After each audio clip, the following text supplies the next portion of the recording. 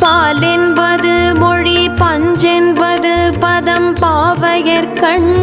Sale என்பது ஆக திரிகின்ற நீ செந்திலோன் திருக்கை,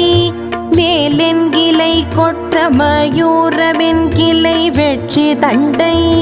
கால் என் கிளை மனமே எங்கனே முத்தி காண்பதுவே. போக்க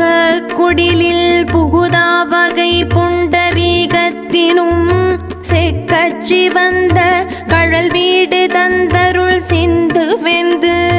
கொக்கு தரிபட்டு எரிபட்டு புதிரம் குமு குமு என, கக்க கிரி உருவ கதிர்வேல் தொட்ட காவலனே,